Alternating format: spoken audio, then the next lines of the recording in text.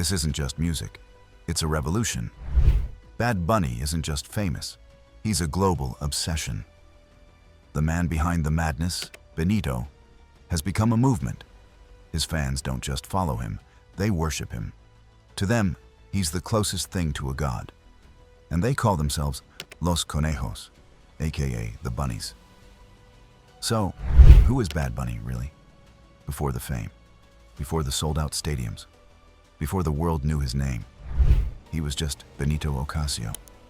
He grew up in Vega Baja, Puerto Rico, in a humble working-class home. His father drove trucks. His mother taught at a school and sang in church. Little Benito? He was very quiet, introverted, a church choir kid who loved video games and secretly scribbled poetry in notebooks. Back then, music wasn't the dream. Wrestling was. He wanted to body slam opponents, not Billboard charts. But life had other plans. In high school, he started recording songs in his bedroom, using a broken mic and a beat-up laptop. He uploaded tracks to SoundCloud under the name Bad Bunny, a nickname born from a childhood photo of him in a bunny costume that went viral at school.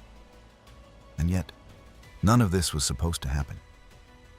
Because right before his big break, he almost quit. He was bagging groceries for less than $8 an hour, exhausted, invisible. But every night, he'd stay up till 3 a.m. making beats. Every morning, he'd be back at work by 6. Friends said he looked drained, but he never let go of the dream. That's the origin story. Not a fairy tale, a grind, a gamble. And the moment the world finally listened, he never looked back. So what makes everyone love Bad Bunny? Let's talk numbers first, because they're mind-blowing. He's been the most streamed artist on Spotify 3 years in a row. No language barrier, no label gimmicks, just raw, unapologetic talent. His tours sold out entire stadiums in minutes. Billboard? He doesn't just chart, he dominates. And his fan base, they don't just listen, they live through him. We're talking tattoos of his lyrics, fans breaking down in tears at his concerts, millions hanging onto every post, every single outfit, and every unexpected move. But that's just scratching the surface.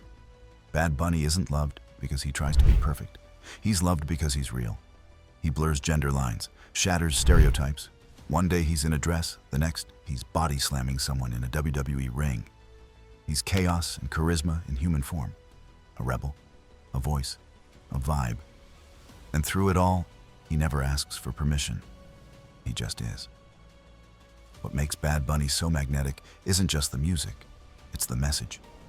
He's the face of a new generation that refuses to be boxed in. A generation that's loud, proud, and done playing by the old rules. Bad Bunny shows you can be masculine and wear skirts. You can spit street-level reggaeton bars with painted nails. You can break the mold and still break records. One night, he's headlining Madison Square Garden. The next, he's casually posting a selfie in a dress with zero explanation.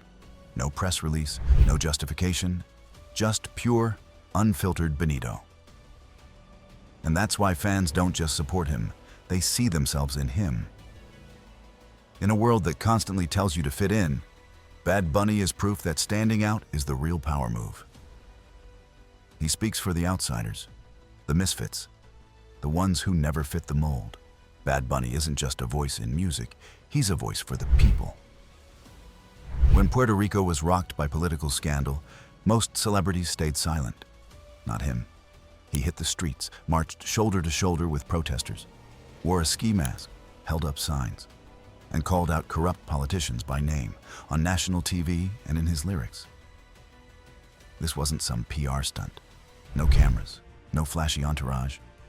Just Benito, raw and angry, standing with his people. Because when his island bled, he bled too. And that's why fans trust him. He doesn't just profit from his roots, he protects them. He's not chasing fame, he's chasing change. When a trans woman, Alexa Negron Luciano, was brutally murdered in Puerto Rico, Bad Bunny didn't tweet. He didn't rant. He showed up on The Tonight Show wearing a white shirt that read, "They killed Alexa, not a man in a skirt." He didn't need to explain it. He didn't say a word. The message was louder than any song. It became one of the most powerful and most watched moments of his career. Because in a genre long drenched in hypermasculinity, Bad Bunny dared to flip the script. He champions LGBTQ+ rights. He speaks out on mental health. He calls out toxic masculinity, even while dominating a culture built on it. But even the biggest stars have shadows, and Bad Bunny's no exception. Remember the infamous phone-throwing incident? A fan got too close, trying to snap a selfie. Without hesitation, he grabbed her phone and launched it into the ocean. The internet exploded. Was it about protecting his boundaries? Or was it pure ego? Opinions split, headlines raged. But Benito stayed quiet. Then came the $40 million lawsuit. His ex-girlfriend, Carlise de la Cruz, someone who supported him from the very beginning, claimed he used her voice in a track without permission. The voice note? Bad Bunny, baby. A signature sound millions know. Fans were torn. Some called her a clout chaser. Others said she was just claiming what was hers. Because when you rise as fast as Bad Bunny did, the past doesn't disappear. It circles back with receipts. And then, there's Kendall Jenner. When rumors broke that Bad Bunny was dating her, one of the most recognizable faces in the Kardashian empire, the internet erupted. Some fans felt betrayed. Others were just heartbroken. This wasn't about gossip. It was about identity. Benito wasn't supposed to be that guy, the Hollywood type. The paparazzi-chased tabloid-approved celebrity. He was the anti-celebrity, raw, untouchable, unbothered by fame. So when he showed up at fashion shows, red carpets, and luxury getaways with Kendall, fans panicked. They weren't just jealous. They were afraid. Afraid that the Benito they loved was fading. That the rebel was being swallowed by the very machine he once stood against. Then there's the mystery that no one can quite decode. His sexuality. Bad Bunny has never put a label on himself. And that's the point. He's said it plainly. Love is love. You never know what life brings. He's kissed men in music videos, worn full drag in others. He's shattered every rule about what a Latin male artist is supposed to be, and made it look effortless. But with every bold move comes speculation, whispers of secret relationships, rumors of emotional breakdowns backstage, moments where he nearly walked away from music entirely. Still, true to form, he never confirms. He doesn't confess. He just drops hints, breadcrumbs for the world to chase. And maybe that's why people can't look away. Because Bad Bunny isn't trying to be understood. Freedom is what he's after. He rarely does interviews, keeps his circle tight, drops albums with zero promotion, and still breaks the internet every time.